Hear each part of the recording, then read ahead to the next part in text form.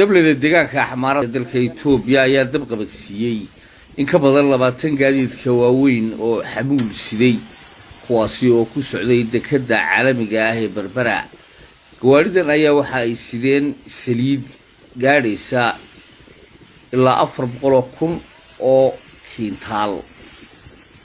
سليدن أو أهمد دبدل لولو فيني أيه كوحدة مليشيات كحمارة ودبقة بتسيين gaariga halka gaari ayaa lagu qiimeeyay in ka badan 20 milyan oo bir sida laga soo xigtay wasaaradda arrimaha gudaha ee dalka Itoobiya waa kuwan muuqaalka gawaarida oo gubanaya isla markaana qiiq uu isqabsaday flow soo page-ka